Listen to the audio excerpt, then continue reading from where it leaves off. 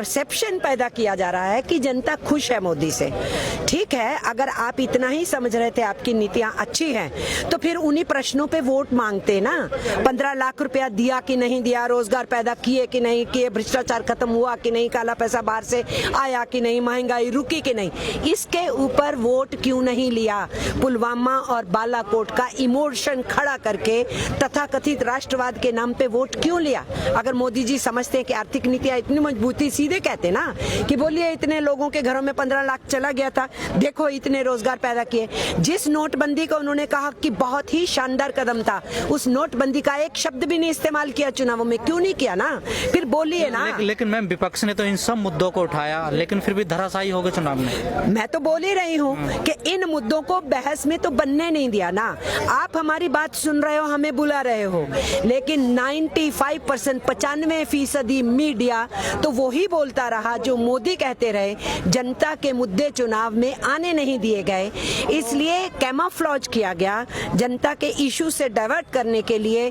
जनवरी 2019 तक वातावरण था कि ये सरकार जाएगी, फरवरी के मध्य तक भी था, और पुलवामा होता है और ये पूरे देश के अंदर सारे मुद्दों को पीछे फिकवा के लोगों को जिंगोइज्म में डालते हैं और वोट। क्या आपका कहने का मतलब है पुलवामा मोदी ने करवाया?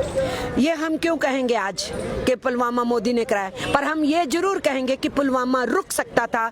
मोदी की सरकार को मालूम था, सिक्योरिटी लैप्स हुआ, गवर्नर ने बताया, जो हमारी एजेंसीज हैं सिक्योरिटी के, उन विजिलेंस एजेंसीज ने बताया कि सरकार को पहले से मालूम था कुछ हो सकता है, तो फिर सरकार ने होने दिया ना, क्योंकि उनको चुनावों में फायदा होना था। मैम क्या लग रहा है, सत्ता पे पूंजीवाद हावी हो गया ज्यादा?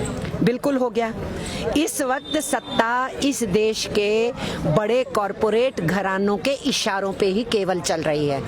वो एजेंडा तय करते हैं, मोदी सरकार उस एजेंडा को इम्प्लीमेंट करते हैं। दूसरा है विदेशी पूंजी के आगे नाच रही है मोदी की सरकार, और वहां जाकर के इतनी बेशर्मी से हिंदुस्तान की बेइज्जती करते हैं और ट्रंप के लिए दूसरी टर्म में वो जीत जाए उसका प्रचार करते हैं। ये कहां हमारे देश को पहुंचा दिया? प्रधानमंत्री पद की गरिमा तक नहीं रख रहे हैं हमारे देश के प्रधानमंत्री, और सैकड़ों वर्षों की हमारी खूबसूरत सभ्यता के अंदर सेंध लग रही है, भाईचारा खराब हो रहा है, मॉब लिंचिंग हो रही है। सरकार इन सब चीजों के ऊपर कोई जवाबदेही नहीं देना चाहती, क्योंकि वो चाहते हैं मजदूर, किसान, आम जनता बटे, नफरत में बटे, हेट्रेड करे, धर्म और जात में फंसे, और वो अपनी देश को बेचने की नीतियों को आगे बढ़ाते हैं। मोदी जी का तो स्लोगन है सबका साथ सबका विकास, तो आप कैसे कह रहे हैं? वो सबका साथ सबका विकास नहीं है। अगर उनका सबका साथ में केवल पूंजीपति हैं तो बिल्कुल ठीक है, वो उन्हीं का साथ ले रहे हैं, उन्हीं का विकास कर रहे हैं। आम जनमानस का तो साथ है नहीं। देखो क्वेश्चन नारे का नहीं। लोग यही कहते हैं ना, जब तक पूंजीवाद आगे बढ़ावा नहीं देंगे, रोजगार नहीं मिलेगा, बड़ी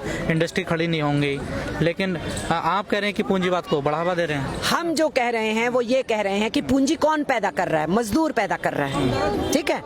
हम ये नहीं कह रहे हैं कि पूंजी अपना रोल नहीं अदा करेगी। हम ये कह रहे हैं कि जो श्रम पूंजी पैदा करता है, उसी श्रमिक का हिस्सा कहाँ है, उसकी जिंदगी दूभर क्यों हो रही है?